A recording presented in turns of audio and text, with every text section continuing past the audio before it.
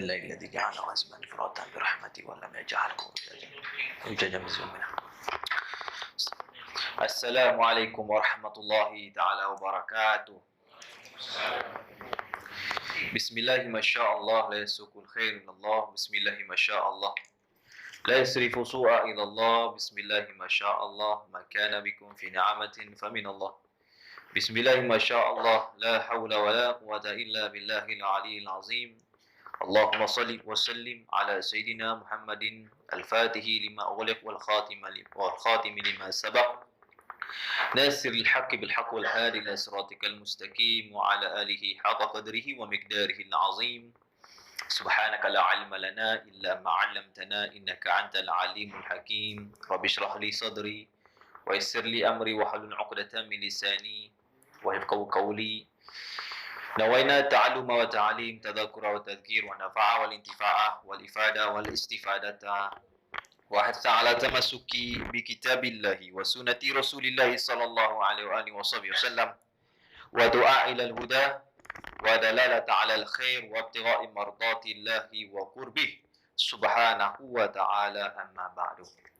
Alhamdulillah, segala puji dan syukur kehadrat Allah Subhanahu wa taala, yang mana Allah Subhanahu wa taala mempertemukan kita sekali lagi pada malam ini setelah sebulan lebih kita menangguhkan pengajian berkitab kita demi untuk menyambut dan juga demi meraihkan bulan Ramadan, iaitu bulan Syahrul Ibadah, bulan ibadah, Syahrul Istifadah, bulan untuk mendapat faedah, wa Syahrul Rahmah, bulan rahmat, wa Syahrul Maghfirah, dan bulan keampunan, wa Syahrul Itqu minan nar, dan bulan perlepasan daripada api neraka. Mudah-mudahan Allah kabul, Allah terima segala amal ibadah kita pada bulan Ramadan.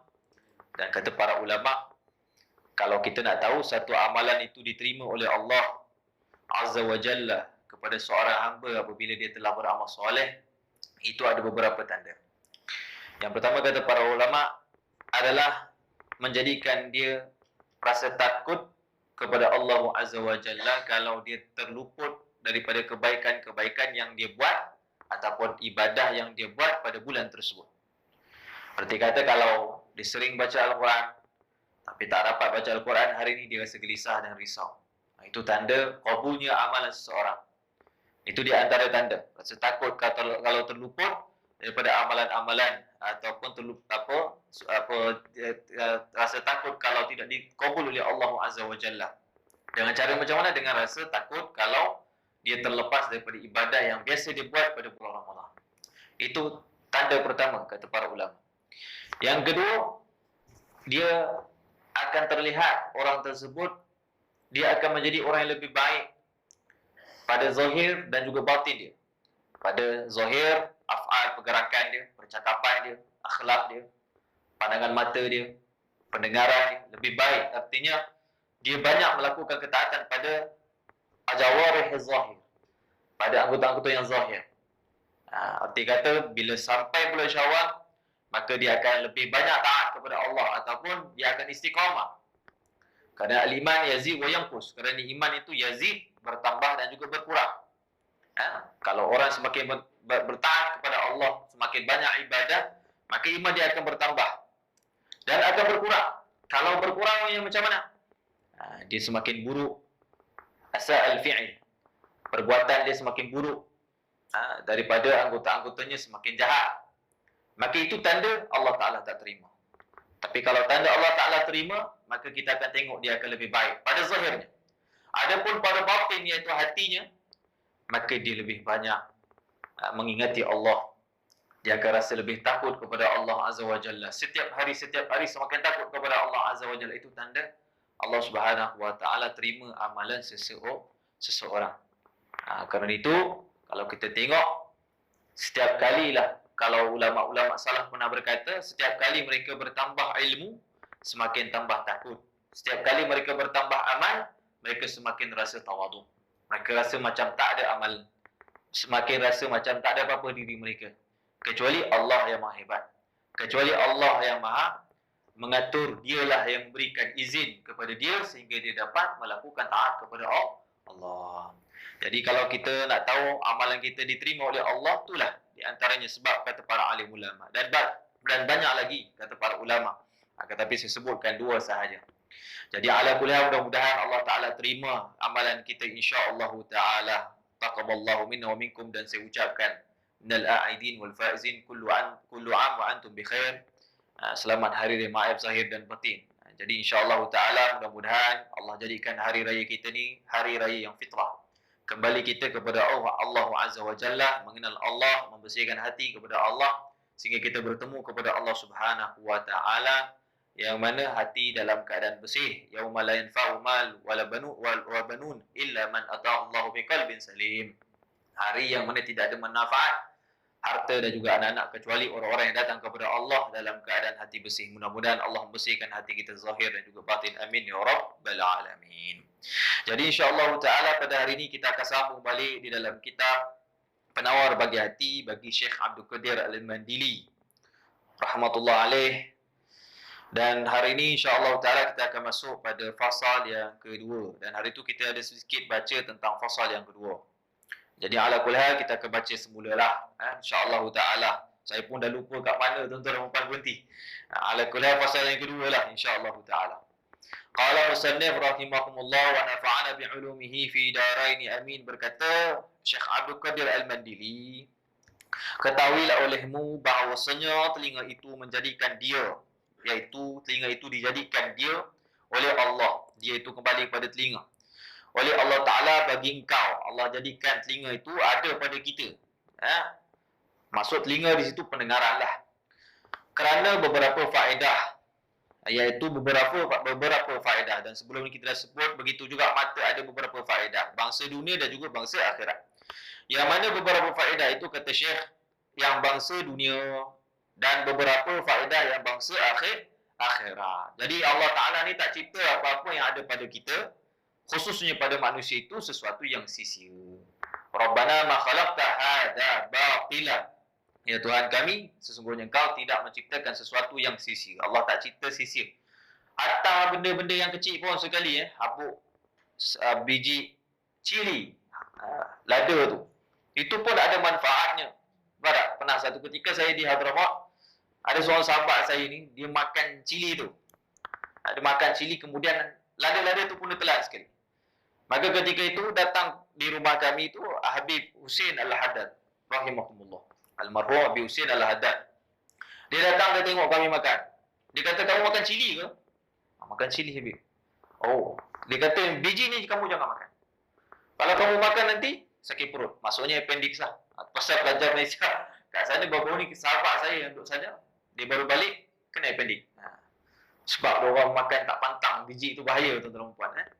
Jadi Habib kata benda ni kamu tak boleh makan. Maka sampuk kawan saya ni, dia pun sapa Habib, dia kata, Habib, na'am Habib. Dia kata, hadha ma fi faedah abadan. Habib, benda ni langsung tak ada faedah langsung. Habib terus tegur dia. Habib kata, dia kata, ish taqul. Kau kata apa? Likulli syai'in khalaqallaha fihi faedah. Setiap segala sesuatu yang dicipta oleh Allah Azza wa Jalla, semuanya ada faedah, dia kata. Cuma faedah dia tidak ada pada engkau kalau kau makan. Tapi pada binatang lain ada. Maka dia kata jaga adab dalam percakapan. Jangan kata benda-benda yang dalam dunia ni kita tengok, oh tak ada faedah langsung. Nampak? Hatta khinzir pun ada faedah dia, tapi bukan faedah untuk manusia. Mungkin faedah dia lain-lain daripada asbab-asbab yang lain. Jadi kerana itu Allah mengatakan dalam Quran, orang-orang ulil albab tu mengatakan Rabbana ma khalaqta hadza batila. Apatah lagi pada manusia, faedahnya begitu banyak. Barak. Jadi dikatakan beberapa faedah yang bangsa dunia dan beberapa faedah yang bangsa akhirat. Maka setengah daripada segala faedah, dia nak ceritakan tentang daripada faedah bangsa dunia ni. Maka setengah daripada segala faedahnya yang bangsa dunia bersedap-sedap dengan yang didengar. Artinya kita seronok mendengar. Nampak nikmat. Bersedap-sedap artinya nikmat. Iaitu kita dapat menikmati pendengaran. Bagaimana kalau Allah Ta'ala tarik pendengaran kita, kita pasti tak dapat mendengar. Pasti kita tak dapat rasa untuk mendengar. Macam mana nak dengar lagu, macam mana nak dengar ceramah, macam mana nak dengar Al-Quran. Nampak tak? Akan tapi nikmat daripada faedah-faedah dunia ni, artinya kita dapat mendengar. Isteri kita bercakap, kita boleh dengar anak kita bercakap, kita boleh dengar orang panggil. Alhamdulillah. Syukur kepada Allah. Allah Ta'ala berikan daripada bersedar-sedar untuk berdengar. Artinya dapat nikmat untuk mendengar. Dan menyampaikan. Arti kata dan menyampaikan ia kepada memahamkan segala perkataan yang didengar. Dan orang yang kalau dengar, maka dia boleh sampaikan. Dan dia boleh cakap. Macam mana kalau orang yang tak dengar, dia nak sampaikan? Jadi itulah dikatakan artinya faedah dunia. Macam mana nak jual beli? Dia pun tanya, berapa harga? Dia tak dengar. Sekian-sekian. Macam mana nak reply balik? Tak boleh. Maka kerana itulah dikatakan faedah daripada faedah dunia ni, iaitu dapat boleh menyampaikan. Dah boleh dengar, kemudian boleh menyampaikan apa yang didengarkan tersebut. Jadi nikmat besar sungguh daripada pendengaran. Dan setengah daripada segala faedah yang bangsa akhirat, disebutkan pula setengah daripada bangsa akhirat, iaitu mendengar ia akan Al-Quran dan hadis Nabi SAW. Dengar Al-Quran, itu salah satu daripada faedah akhirat. Berarti kata, dapat kembalikan pahala tersebut ke akhirat, ke alam sana. Apabila kita dengar Al-Quran, dapat pahala. Walaupun kita hanya mendengarkan daripada radio. Walaupun kita tak berhadapan dengan seorang qari di hadapan kita, tapi dengar daripada radio, dapat pahala. Hatta mandang Al-Quran pun, kita dah sebut sebelum ni, pandang Al-Quran pun dapat pahala. Dalam hadis, Nabi SAW mengatakan 3 benda yang boleh mendapat pahala. Di antaranya Al-Quran. Melihat masjid rumah Allah Subhanahu Wa Taala dan melihat kepada kedua ibu bapa. Apatah lagi kalau mendengarkannya. Maka apabila dengar Al-Quran dapat pahala. Tetapi setengah para ulama mensyaratkannya. Dapat pahala sekadar mendengar, tetapi ada pahala yang sempurna untuk mendapatkannya adalah mendengar dan fokus. Sebab itu firman Allah Ta'ala, wa idza quri'a 'alaihimul Qur'an wa ansitu la'allakum turhamun. Dan apabila dibacakan Al-Quran kepada kamu, hendaklah kamu dengar dan fokus. Bila disebut ansitu ni, tuan-tuan dan puan-puan, dia berbeza dengan istima'. Kenapa Allah tak katakan wa astami'? Tapi Allah kata kenapa Allah tak kata wa ansitu wa istami'u, tetapi Allah kata wa ansitu. Kata para ulama berbeza istima' dengan insat. Allah kata wa ansitu, dengar dan fokus.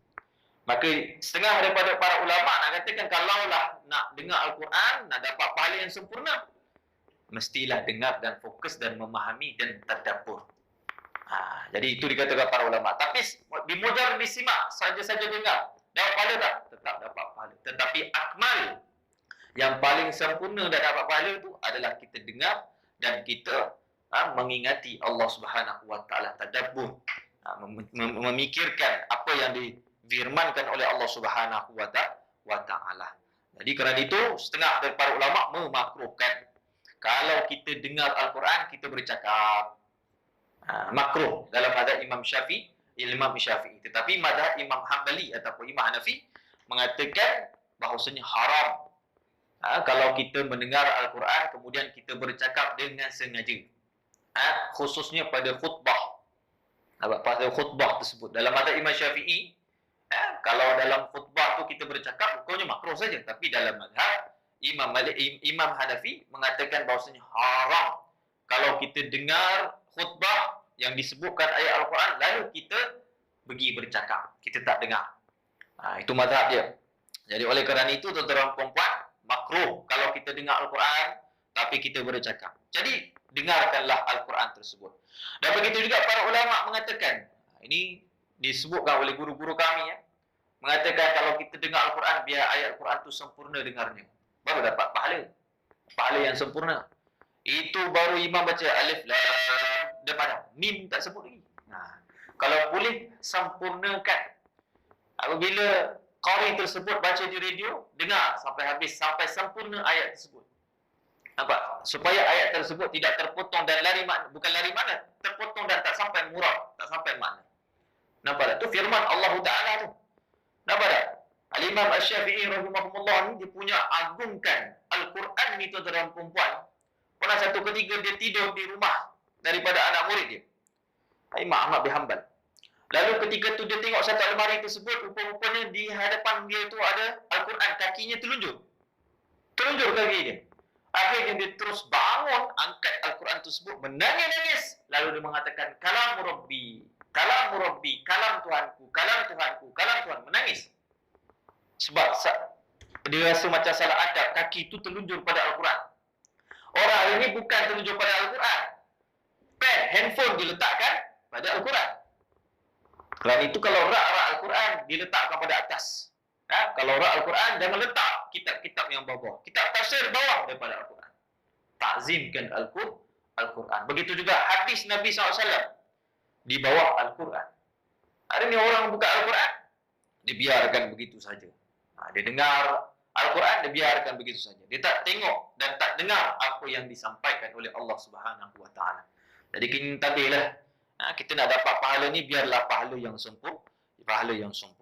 Jadi kerana itu dikatakan boleh mendapatkan pahala. Artinya bangsa akhirat itu mendengarkan Al-Quran.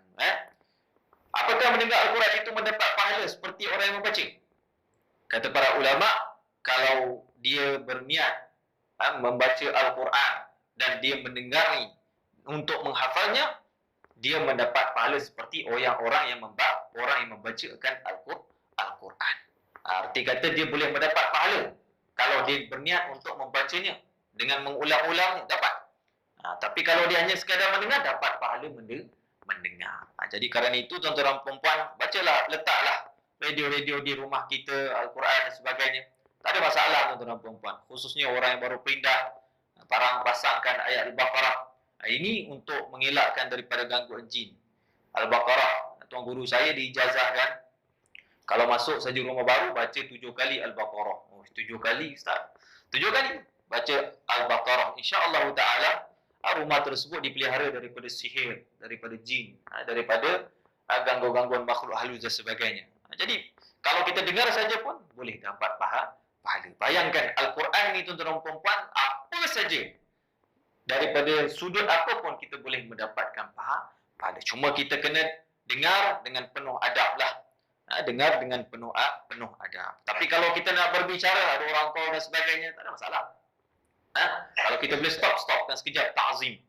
Nampak tak? Itu setengah para ulama dulu, kalau dengar daripada ayat Al-Quran ni, tuan-tuan perempuan, mereka bangun diri. Tuan-tuan perempuan. Bila dengar orang baca Al-Quran, dia diri sekejap. Khususnya apabila nama kalimah Allah disebutkan kalimah Allah, bangun terus. Ta'zim. Setengah para ulama bila dengar nama Rasulullah sallallahu alaihi wasallam, bila dengar nama Rasulullah, maka mereka akan bangun. Bahkan kerajaan Utsmaniyah dulu di Turki, bila ada orang berselawat, sallu ala Nabi Muhammad sallallahu alaihi wasallam, pegang dada diri, ta'zim kepada Nabi Muhammad sallallahu alaihi wasallam. Apatah lagi kalamullah Al-Quran, lagilah dia kena mentakzimkan Al-Quran itu. Kerana orang yang kalau mentakzimkan Al-Quran, dia mengagungkan Al-Quran walaupun didengar saja, tetapi dia tak menghafalnya, insya-Allah taala Al-Quran tersebut mampu untuk menjadikan dia itu orang-orang yang disyafaati. Artinya dapat syafaat daripada Al-Quran. Apatah lagi kalau dia membacanya. Itu dikatakan para alim ulama. Jadi bangsa akhirat itu mendengarkan akan Al-Quran dan hadis Nabi sallallahu alaihi wasallam. Hadis Nabi sallallahu alaihi wasallam dengarkan saja. Ada orang-orang tabligh datang, dia baca hadis Nabi SAW, dengarlah.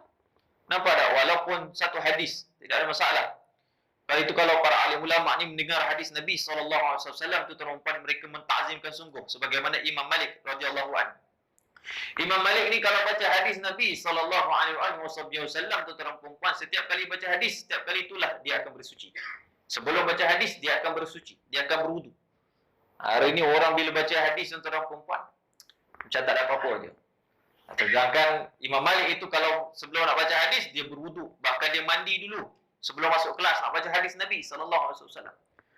Bahkan disebutkan dalam manaqib beliau, Imam Malik radhiyallahu anhu itu pernah satu ketika baca hadis Nabi SAW dan dia duduk di satu tempat duduk pengajiannya. Maka di tempat duduk pengajiannya itu ada seekor kalajengking tiba-tiba menyelinap masuk di bawah Imam Malik. Maka ketika itu disengat Imam Malik. Tapi Imam Malik sedang baca hadis Nabi SAW. Maka dia teruskan bacaannya. Setiap kali disengat, Imam Malik menangis sambil membaca hadis Nabi SAW.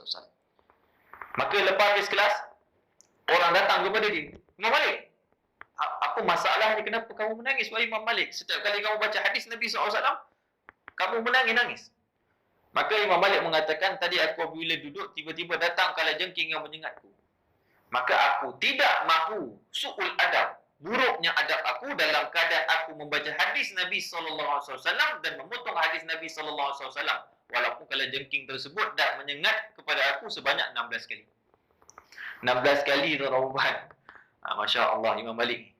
Imam Malik ni punya ta'zim dengan hadis Nabi SAW. Pernah satu ketika Imam Malik radhiyallahu anhu pada zaman tersebut, khalifah pada zaman tersebut membaca hadis Nabi SAW dalam keadaan lantang. Suaranya keras. Baca hadis Nabi tapi macam berjihad. Maka Imam Malik radhiyallahu anhu, tak kisah khalifah ke tak khalifah, terus dia mengatakan firman Allah Subhanahu wa taala, la tarfa'u aswatukum fawqa sautin nabi. Jangan kamu mengangkat suara-suara kamu di atas suara Nabi sallallahu alaihi wasallam. Arti katanya dalam ayat tersebut melarang para sahabat Nabi SAW mengeraskan suara di hadapan Rasulullah. Jangan meninggikan suara di hadapan Rasulullah. Bila Rasulullah SAW bercakap slow, kamu kena cakap slow, bahkan lebih slow daripada itu. Tak boleh kamu tinggikan suara. Apatah lagi baca hadis Nabi SAW. Nampak punya ta'zim dia dengan hadis Nabi SAW. Sebab itu para ulama dulu kita tengok barakah ilmu mereka. Sebab apa? Kerana mereka mentazimkan Al-Quran, mentazimkan hadis Nabi SAW. Bila dengar hadis, dengarlah dengan sempurna. Nampak tak? Jadi dapat pahala yang besar di antara dua benda ini, iaitu Al-Quran dan juga hadis Nabi Muhammad SAW. Dan dengar bila orang sebut nama Nabi Muhammad SAW, kena sebut SAW. Adalah satu hadis diriwayatkan Imam Ahmad dalam musnadnya mengatakan bahwasanya al-bakhilu man dzukirtu 'indahu falam yusalli alayya. Nabi sallallahu alaihi wasallam bersabda, orang yang sebenar bakhil, orang yang benar-benar kedekut, kata Nabi sallallahu alaihi wasallam, adalah orang yang apabila disebut nama aku kemudian dia tidak berselawat ke atas aku. Jadi ini yang Nabi sallallahu alaihi wasallam mengisytiharkan bakhil. Bukan bakhil orang tak memberikan harta, bantuan dan sebagainya, tapi di antara bakhil juga disebut oleh Nabi sallallahu alaihi wasallam. Bahkan setengah para ulama mengatakan bakhil yang paling teruk inilah orang-orang yang bila dengar nama Nabi Muhammad sallallahu alaihi wasallam dia tidak berselawat ke atas Nabi Muhammad sallallahu alaihi wasallam. Mudah saja sallallahu alaihi wasallam. Dengan nama Nabi Muhammad sallallahu alaihi wasallam. Kerana itu kalau dia al-Rabuah tu tuan-tuan, kalau buat satu majlis kalau buat satu majlis, dia akan sebut al-bakhilu man dzukirtu 'indahu falam yusalli alaihi. Orang yang bakhil apabila disebutkan nama Nabi Muhammad maka dia tidak berselawat kata Nabi. Maka semua satu dewan tu selawat, Allahumma salli wa sallim wa barik alaihi wa ala alihi wasallam. Nampak tak? Kita kena buatkan culture di Malaysia, culture Malaysia tu macam dekat negara Arab. Negara Arab macam tu tuan-tuan. Hatta di Mesir pun, masa saya pergi Mesir tu, orang Arab ni kalau bergaduh tu, kalau kita kata sallu ala Nabi, berhenti sekejap. Berhenti sekejap, ta'zim mereka dengan Nabi Muhammad SAW. Agungkan Nabi Muhammad SAW. Dengan nama Nabi saja. Bayangkan tuan-tuan puan. Apatah lagi dengar hadis Nabi SAW. Sudah pastilah kita kena ta'zimkan bila dengar hadis Nabi SAW. Itu yang dikatakan Syekh Abdul Qadir Al-Mandili. Dan kata Syekh Abdul Qadir Al-Mandili, dan segala ilmu yang memberi manfaat, mendengarkan ilmu. Mendengarkan ilmu juga boleh mendapat pahala. Boleh mendapat pahala. Dapat ganjaran dunia dan juga akhirat. Jadi kerana itu kalau ada majlis ilmu, duduklah sekejap. Jangan kita pulang, jangan kita balik. Kerana kalau pergi majlis ilmu ni tuan-tuan perempuan, boleh dihapuskan dosa. Nampak? Dalam satu hadis yang panjang dalam Sahih Bukhari, hadis sahih, Nabi SAW sebutkan ada malaikat yang khusus turun daripada langit, duduk dalam majlis-majlis ilmu. Maka mereka kembali kepada Allah Azza wa Jalla. Allah tanya kepada mereka dan Allah lebih mengetahui. Allah saja tanya, di manakah kamu? Maka mereka mengatakan, kami duduk dalam hamba-hambamu yang sedang bertahlil, bertahmid, bertasbih kepadamu dan minta keampunan dan minta perlindungan daripada kamu. Kata Allah Subhanahu wa taala, ketahuilah wahai malaikat-malaikat, saya pendekkan hadis tersebut, aku telah mengampunkan segala dosa-dosa mereka. Segala dosa-dosa mereka. Nampak tak? Maka ada malaikat datang lagi mengatakan, ya Rab, wahai Tuhan kami, sesungguhnya kami tadi lalui di majlis ilmu tadi, majlis zikir tadi, ada seorang lelaki yang datang bukan niat menuntut ilmu, tetapi dia dengar, ada satu riwayat, lalu saja dia dengar ilmu tersebut. Kata Allah Ta'ala, qad ghafartu lahu, aku pun dah ampunkan dosa orang tersebut, humul qaumun lam yashqa bihim jalisuhum.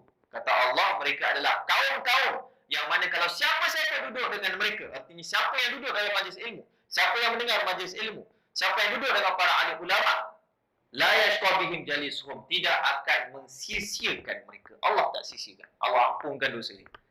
Besar faedahnya bila kita duduk dan mendengar ilmu ini, tuan-tuan dan puan-puan. Jadi kerana itu, tuan-tuan dan puan, subhanallah, para ahli ulama ni, tuan-tuan dan puan-puan, apapun mereka duduk dalam majlis ilmu. Setahu saya, Syekh Fahmi Zamzam, rahimahumullah, almarhum Syekh Fahmi Zamzam, yang meninggal tahun ini, tuan-tuan dan puan-puan, dikatakan beliau itu sudah akhir-akhir, dah sakit, dah tenat, tuan-tuan dan puan-puan, dia mintakan orang baca kitab. Baca kitab. Bahkan dikatakan beliau itu memikul kitabnya, dan ketika itu beliau wafat. Ini kalau kita tengok para ulama-ulama dulu, macam inilah kehidupan mereka. Dan akhir-akhir umur mereka, walaupun dah uzur ni, tuan-tuan, panggil orang suruh bacakan kitab.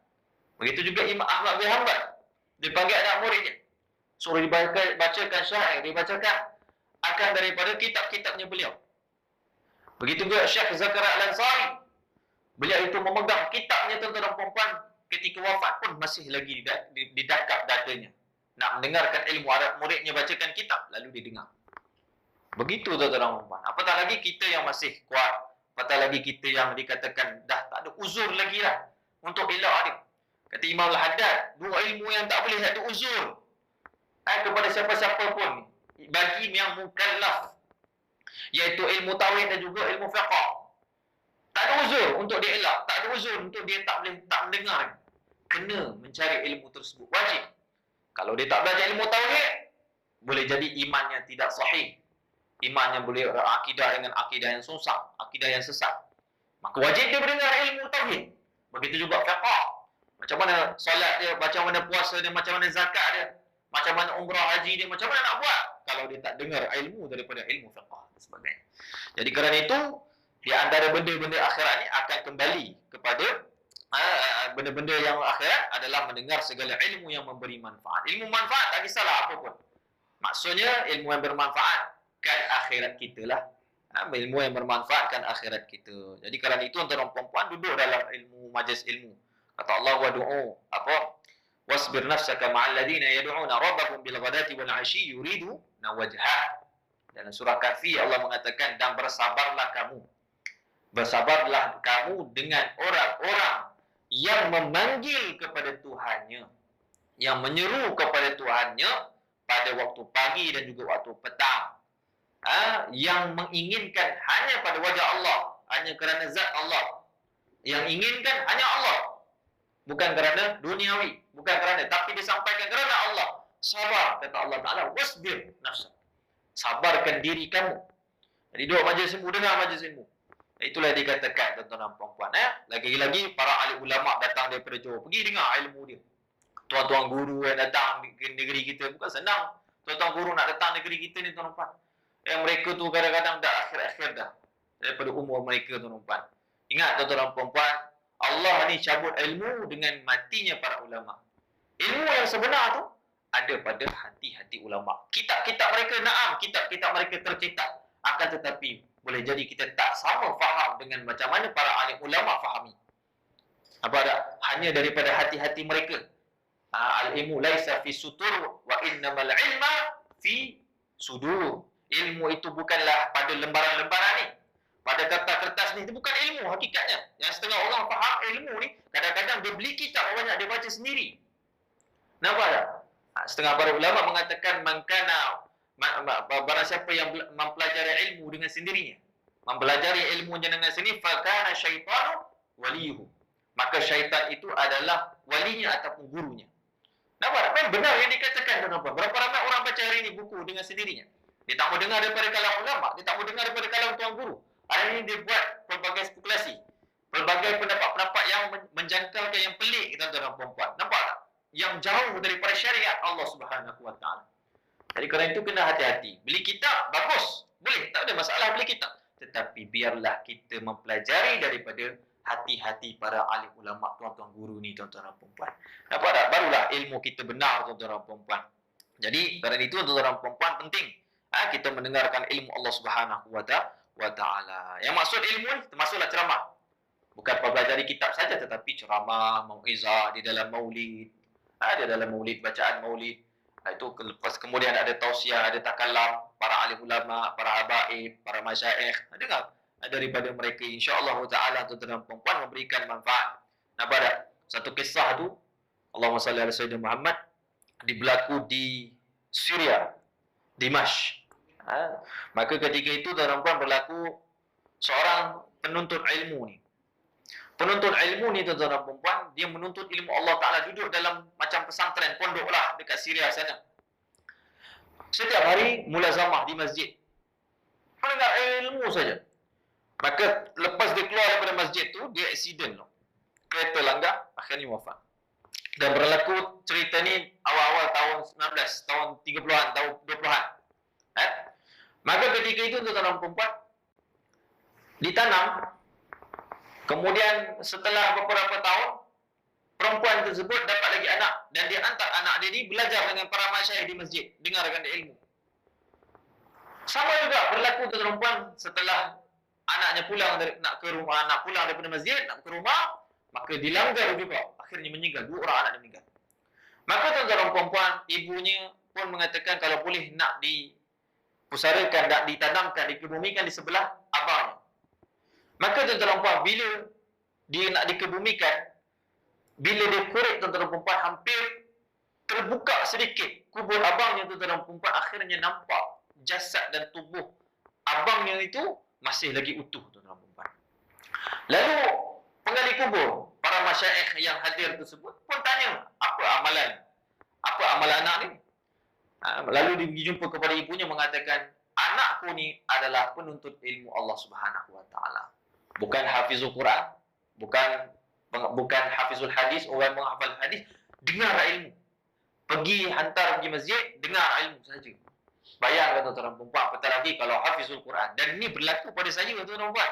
Berlaku bukan saya, maknanya saya berlaku pada saya masa saya di Mesir tahun 2011, tak silap saya, ataupun 2012. Saya dengan Ustaz Ahmad Rabbani, wakil daripada negeri Melaka, untuk memindahkan jasad-jasad pelajar Melayu Malaysia kita di Mesir. Kenapa? Sebab rupa-rupanya sebelum ni kita serahkan kepada orang-orang Arab, maka jenazah-jenazah itu hanya diletakkan di bawah bilik dan tidak dikebumikan. Bilik bawah tanah. Dan ada qaul dan ada Allahumma salli Muhammad, fatwa daripada negeri Mesir, negara Mesir yang mengharuskan perbuatan tersebut. Tapi mak bapak kita kat Malaysia ni tak reda lah. Tak sukalah. Kenapa tak tanam? Betul. Akhirnya tuan-tuan dan puan, kami volunteer, saya 2 orang dengan Ustaz Ahmad Rabbani, kami volunteer untuk ambil balik jasad-jasad ni. Kita tanamkan, disatukan liang lahat. Sebab kalau dah pecah, macam mana kita nak carikan? Maka subhanallah, ada yang tinggal tulang. Jadi saya ceritalah, ada juga yang baru meninggal 20 hari. Maka kita angkat, kita tanam. Maka ada salah satu jenazah ni, tuan-tuan dan puan-puan. Jenazah ni, tuan-tuan dan puan-puan, ada Ki Abang Mio lah. Ustaz Mio saya panggil. Sebab dia orang lama situ, dah 15 tahun duduk situ. Masa tu zaman saya dia 15 tahun. Maka ketika itu, tuan-tuan dan puan-puan, dia kata hati-hati ni jenazah perempuan. Sebab dia yang letakkan dulu dalam ni. Maka tuan-tuan dan puan, jenazah perempuan yang meninggal di Alexandria, mati dalam bilik air sebab terhidu bau gas beracun, air panas. Zaman tu pakai masa gas lagi, tuan-tuan dan puan, bocor, akhirnya meninggal dalam toilet. Maka tuan-tuan dan puan, subhanallah, saya ceritakan bila saya angkat, tuan-tuan dan puan, jasadnya utuh. Ni dah berlaku dia meninggal tahun 2006. Masa tu 2012, dah 6 tahun masih utuh. Artinya saya angkat tu rasa kaki lagi, saya angkat bahagian kaki, rasa kaki lagi. Tak hancur, tuan-tuan dan puan. Lalu dikatakan pelajar tersebut adalah hafizul Quran. Orang yang menghafalkan Al-Quran. Subhanallah, teman-teman. Jadi kerana itu, tuan-tuan dan puan, subhanallah, orang-orang ahli ilmu ni Allah Ta'ala berikan manfaat dunia lagi dah. Dunia lagi. ke akhirat lebih dahsyat lagi tuan-tuan dan puan-puan. Jadi kan itu dengarlah ilmu. Telinga kita ni pendengaran kita duduk diam-diam dengar, buka di YouTube ceramah Ustaz Wadi ke, Ustaz Azhar ke, tuan-tuan guru ke, mana-mana kita dengarkan daripada nasihat-nasihat mereka tuan-tuan dan puan. Saya pun masih sekarang dengar. Masih dengar lagi tuan-tuan dan puan. Setiap hari dengar. Daripada pengajian-pengajian ulama-ulama yang kita tak sempat dah nak belajar dengan mereka, kita tengok mereka mengajar kitab tu, saya download tuan-tuan dan puan. Ada setengah tu yang jual daripada MP3 tuan-tuan guru ni tuan-tuan dan puan. Daripada awal kitab sampai akhir kitab. Nampak tak? Kita boleh beli CD mahal-mahal, nampak? Michael Jackson. Boleh beli macam-macam tuan-tuan dan puan. Kalau peminat fanatik tu sanggup beli tuan-tuan dan puan. Baru-baru ni Justin Bieber nak datang kan, Justin Bieber ni. Ni kena halang tuan-tuan dan puan. Ni majlis maksiat, majlis yang mungkar. Majlis mungkar. Anak-anak kita jangan kita pantau, cucu cicit kita jangan bagi pergi majlis sana. Nampak tak? Sebab majlis memang majlis maksiat. Ada juga yang pergi, jamak kasar. Tak sah jamak kasar ni. Sebab pergi memang majlis maksiat. Duduk lelaki perempuan yang menyanyi pula. Lelaki yang tidak beriman kepada Allah. Kafir pula. Allah. Jaga-jagalah tuan-tuan dan perempuan. Dengar benda yang tak elok. Nampak? Beli MP3 tu, majlis-majlis ilmu tuan-tuan guru tu, belilah. Murah saja. Nampak tak? Bapa Ismail tu, MP3 dia dijual tu dah lebih kurang 90. Ada beberapa kitab. Kalau tuan-tuan dan perempuan belajar menjadi tuan guru tuan-tuan. Kalau tengok betul-betul subhanallah. Tapi disebutkanlah admin dia kata kalau boleh lepas habis pengajian tersebut, kitab-kitab yang di pelajaran tersebut, maka kalau boleh jumpa tuan guru ambil berkat. Tuan guru harapkan ilmu dia, ambil berkat, jumpa juga. Jangan tak jumpa juga, biar ada hubungan. Walaupun kita dengar. Nampak tak? Jadi kalau kita dengar ni ilmu ni, dia panggil guru ruhi. Guru rohani. Kita dengar saja. Kalau kita jumpa depan-depan, barulah dia panggil guru yang mana kita bertalaki dengan dia, roh dan juga jasad kita. Nampak dah? Itu yang paling afdal. Tapi kalau kita tak mampu, kita bekerja, nampak? Tak ada masalah. Tapi yang penting, akidah Ahlussunnah wal Jamaah, Asy'ariyah wal Maturidiyah, bermazhab dengan mana-mana mazhab, atau yang khususnya Imam Asy-Syafi'i. Kerana akhir zaman ni banyak juga orang ahli-ahli agamawan tetapi bukan berakidah dengan akidah yang benar tuan-tuan dan puan-puan. Takut-takutlah Syiah ke, Wahabi ke dan sebagainya. Saya sebut sebab kita punya kat Malaysia ni kritikal. Ada ustaz-ustaz pun dah mula sebut dah. Tuan-tuan guru pun dah mula sebut dah. Sebab tuan-tuan dan puan-puan dah kritikal. Orang dah tak boleh beza dah. Mana Ahlussunnah wal Jamaah, yang manakah yang mazhab-mazhab yang menyeleweng dan sebagainya. Maka kita kena sebut tuan-tuan dan puan-puan. Jadi ala kulli hal insya-Allah taala bukan nak menjatuhkan mana-mana ustaz ataupun guru-guru, tapi kerana terlalu berbahaya. Persoalan akidah tidak boleh kita bertasamuh, berlembut-lembut. Kita kena berkeras tuan-tuan dan puan-puan. Jadi itu dikatakan, dan segala ilmu yang memberi manfaat. Kemudian kata Syekh Abdul Qadir Al-Mandili, dan kerana banyak ini segala faedah adalah pendengar itu lebih afdal daripada penglihat, kerana kebanyakan faedah penglihat itu bangsa dunia dan kebanyakan faedah pendengar itu bangsa akhirat. Macam mana kita nak faham? Kata Syekh, dan kerana banyak ini segala faedah adalah pendengar itu lebih afdal daripada penglihat. Kerana apa? Kerana kebanyakan faedah melihat itu bangsa dunia. Maksudnya pendengaran kita ini lebih banyak faedah dia.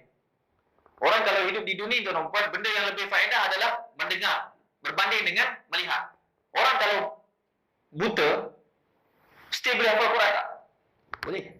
Tak ada masalah. Tapi kalau orang yang bisu, orang yang pekak, tuli, pernah tak kita tengok orang tuli hafal Quran? Saya tak pernah tengok lagi lah tuan-tuan. Kalau tuan-tuan pernah jumpa, mungkin wallahu a'lam. Tapi itulah dikatakan tuan-tuan dan puan-puan. Mungkin dia hafal tapi nak dengar tu kebanyakannya tak berapa ramai. Jadi kerana itu tuan-tuan dan puan, pendengaran ni lebih dahsyat. Bahkan kalau kita duduk dalam kereta sekalipun, nampak, kalau kita buta, kita still boleh dengar. Ustaz-ustaz pergi ceramah, tuan-tuan guru buka kitab dan sebagainya, kita mesti boleh dengar. Kita masih boleh dengar. Tapi kalau pendengaran dah tak ada, tetapi matanya celik, maka daripada jauh pun tak boleh nak dengar, tak boleh nak buat apa-apa. Maka senyap saja. Jadi oleh kerana itu, tuan-tuan perempuan dikatakan bahawasanya kalau perkara dunia memang penglihatan. Akan tapi bangsa akhirat, itulah pendengar. Dikatakan Syekh, bahawasanya kalau dikatakan benda bangsa akhirat, faedah akhirat, maka mendengar itu lebih baik, lebih afdal tuan-tuan dan puan-puan, kerana ia lebih jauh dapat lebih jauh untuk dia punya faedah. Kalau bangsa dunia memang melihatlah. Dan kerana itu mendapat engkau akan yang buta lebih sempurna daripada yang tuli. Itu dikatakan Syekh. Dan bermula mensyukurkan pendengar itu, memeliharanya daripada mendengar yang dilarang. Jadi kata Syekh bahawasanya mensyukurkan pendengaran kita itu, cara kita bersyukur dengan telinga kita, dengan pendengaran kita adalah kita memelihara daripada mendengar yang dilarang oleh Allah dalam syarak. Seperti apa? Seperti mengumpan. Ini kena hati-hati tuan-tuan, hari raya ni jumpa saudara mara, sepupu sepapak, duduk-duduk senyap cerita orang lain. Tak boleh tuan-tuan puan-puan. Nabi SAW sebutkan, atadruna mal ghibah, apakah kamu tahu itu mengumpat? Ghibah. Para sahabat mengatakan Allah wa Rasulullah alam. Allah dan juga Rasulnya lebih mengetahui. Maka kata Rasulullah SAW, al-ghibah, mengumpat itu huwa dzikraka li akhika ma bima yakrahu. Atau kama qala. Kata Rasulullah SAW, ghibah, mengumpat itu adalah kamu membicarakan tentang saudara kamu, kamu menceritakan tentang saudara kamu, kalau saudara kamu tersebut dia dengar dia tak suka. Kalau dia dengar dia tak suka, itulah mengumpat. Maka mendengar pun haram. Kata Syekh Al-Imam Al-Hujjatul Islam, Imam Al-Ghazali, orang datang kepada dia. Wahai Imam, aku nak tanya kepada engkau, bagaimana orang yang mengumpat dan juga orang yang mendengar umpatan? Apakah kedua-duanya berdosa? Kata beliau, orang-orang yang mendengar, orang-orang yang mengumpat, dosanya sama. Kalau 100%, 100%. Itu kata Imam Al-Hujjatul Islam, Al-Imam Al-Ghazali rahimahullah. Jadi kerana itu tuan-tuan dalam satu syair mengatakan wasama'aka wasun an sama'il qabihi, dan pendengaran kamu hendaklah kamu jaganya daripada kamu dengar benda-benda yang buruk, cacian, umpatan, mengadu domba. An sama'il qabihi kasawni lisani an nutqi bihi, sebagaimana kamu diwajibkan untuk memelihara lisan daripada mengungkapkan perkataan cacian, mengumpat. Wajib untuk kamu dengar, wajib untuk kamu jaga pendengaran tersebut seperti mana lisan kamu. Nampak tak?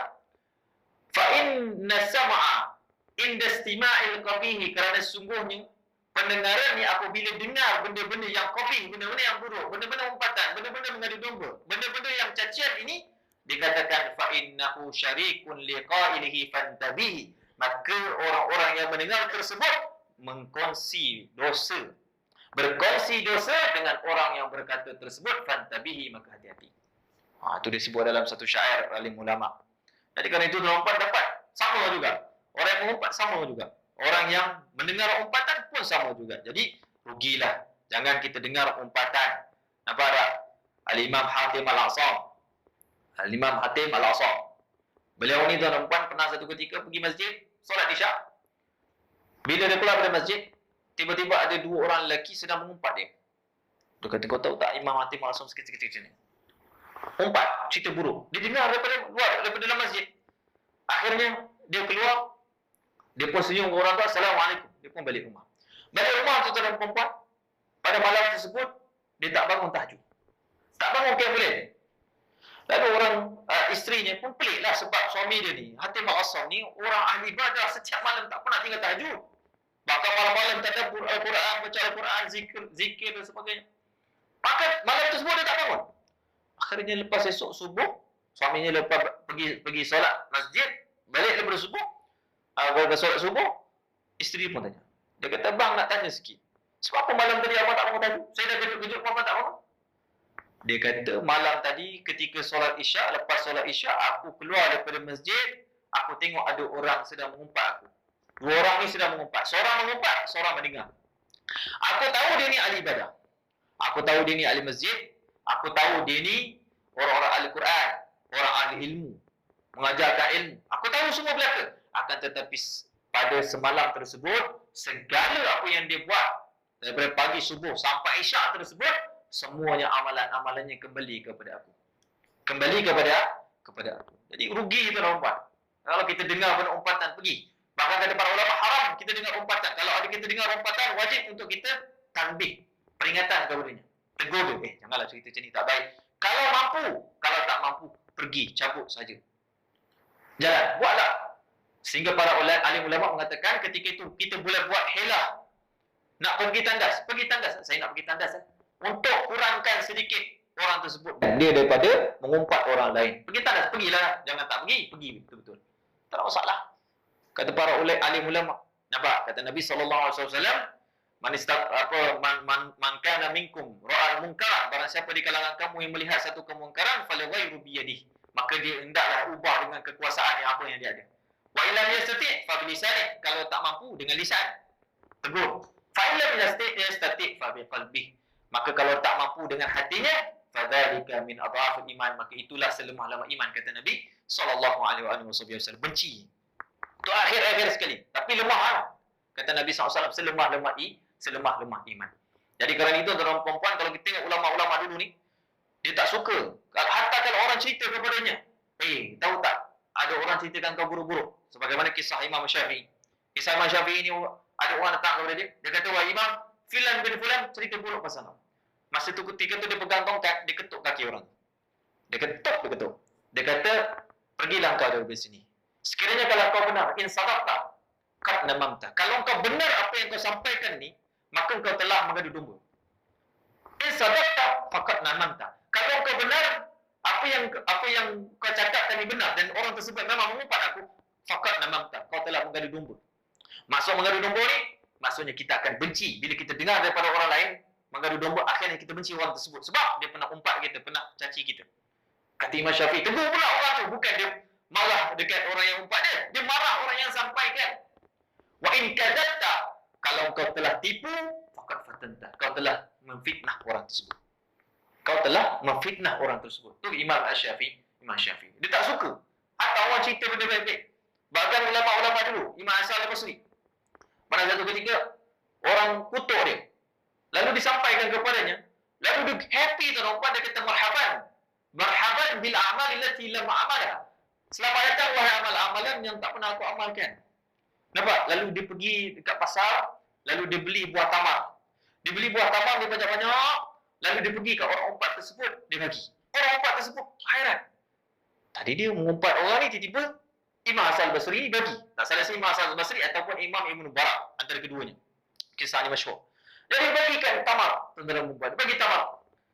Maka dia katakan, sesungguhnya engkau telah memberikan amalan-amalan engkau kepada aku. Jadi kerana itu tuan-tuan, jangan kita mendengar. Sebab di antara benda yang muhbitatil a'mal, benda-benda yang menjatuhkan amalan kita ni adalah mendengar umpatan. Jadi jaga-jagalah tuan-tuan perempuan. Nak mendengar mengumpat ni, fikir-fikir lah. Semalam kita dah beramal soleh, tiba-tiba kita mendengar mengumpat. Habis amalan-amalan kita. Wa'iyyazubillah. Jadi insya-Allah ta'ala tuan-tuan, nanti kita akan sambung pula pada minggu hadapan insya-Allah taala, sekiranya dengan izin Allah Subhanahu wa taala. Nanti insya-Allah taala, jadi mudah-mudahan Allah Subhanahu wa taala berikan kepada kita semua ketakwaan pada diri kita zahir dan juga batin kita. Amin ya rabbal alamin. Rabbana atina fid dunya hasanah wa fil akhirati hasanah wa qina adzabannar.